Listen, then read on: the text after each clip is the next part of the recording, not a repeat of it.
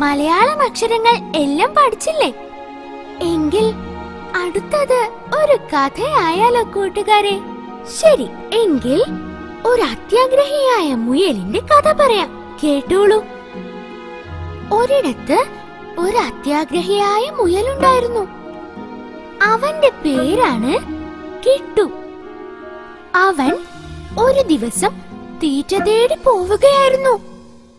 അപ്പോൾ അവന്റെ ശ്രദ്ധയിൽ 3 ക്യാരറ്റ് കിടക്കുന്നത് അവൻ കണ്ടു. ഇത് കണ്ട അവന് വലിയ സന്തോഷമായി. അവൻ അത് 3 കയ്യിലെടുത്ത് തിന്നാൻ തുടങ്ങി. ആ സമയത്താണ് അവന്റെ കൂട്ടുകാരൻ മിട്ടുമുയൽ ആ വഴി വന്നത്. മിട്ടുവിനെ കണ്ട കിട്ടു അവനെ കണ്ട ഭാവം കാണിക്കാതെ തിരിഞ്ഞു നിന്ന് ക്യാരറ്റ് തിന്നാൻ തുടങ്ങി. ഇത് കണ്ട മിട്ടുവിന് വല്ലാതെ വിഷമമായി. മിട്ടു എന്നിട്ട് വേറെ ആഹാരം തേടി നടന്നു. അപ്പോഴാണ് ജില്ലുക്കുറുക്കൻ ആ വഴി വന്നത്. പമ്മി പമ്മി വരുന്ന ജില്ലുവിനെ കണ്ട മിട്ടു ഓടി രക്ഷപ്പെട്ടു. കിട്ടിയ ക്യാരറ്റ് മുഴുവൻ തിന്നതുകൊണ്ട് കിട്ടുവിന് ഓടാൻ കഴിഞ്ഞില്ല. അവൻ പേടിച്ചു.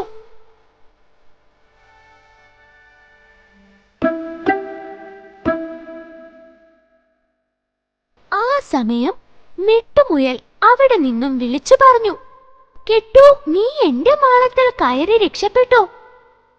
ഈ സമയം ജില്ലുക്കുറുക്കൻ ഓടി അവിടെ എത്തി.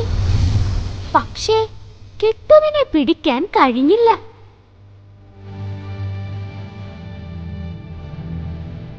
താൻ ചെയ്തത് തെറ്റാണെന്ന് കിട്ടുവിന് മനസ്സിലായി. കിട്ടു മിട്ടുവിനോട് ക്ഷമ ചോദിച്ചു. അതോടെ കിട്ടുവിന്റെ അത്യാഗ്രഹവും നിന്നു. ഹായ്, കളിപ്പാട്ടം! കൂട്ടുകാരെ, കിട്ടുവിന്റെയും മിട്ടുവിന്റെയും കഥ ഇഷ്ടപ്പെട്ടില്ലേ? ഇതിൽ 2 ഗുണപാഠങ്ങൾ ഉണ്ട്. എന്തൊക്കെയാണെന്ന് കൂട്ടുകാർക്ക് മനസ്സിലായോ? അത്യാഗ്രഹം, ആപത്ത്. കിട്ടുവിന്റെ അവസ്ഥ കണ്ടില്ലേ? പക്ഷേ മിട്ടുമുയൽ ആപത്തിൽപ്പെട്ട കിട്ടുമുയലിനെ രക്ഷിച്ചു. ആപത്തിൽ സഹായിക്കുന്നവനാണ് യഥാർത്ഥ കൂട്ടുകാരൻ.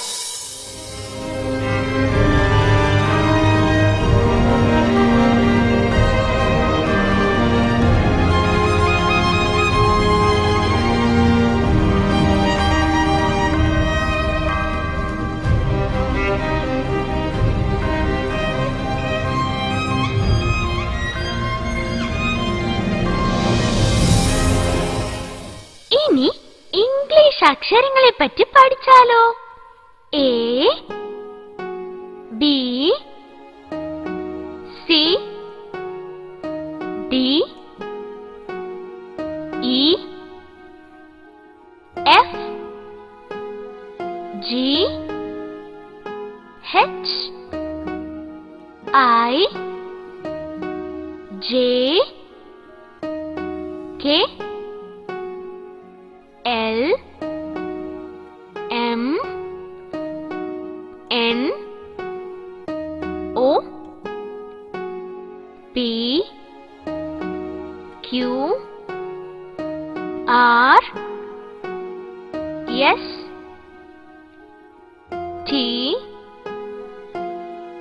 U, V, W, Y, Z. A, B, C, D, E, F, G, H, I, J, K, L, M, N, O, P, L, M, N, O, P, Q, R, S, T, U, V, W, X, Y, Z. A for aeroplane. B for ball. C for chair. D for dog. E for elephant. F for fish. G for glove. H for house. I for ice cream. J for jack. K for kite. L for lion. M for monkey. N for nail. O for one. P for pot. Q for question mark. R for ring. S for ship. T for train. U for umbrella. V for van. W for wheel. X for Xmas tree. Y for yellow. Z for zip.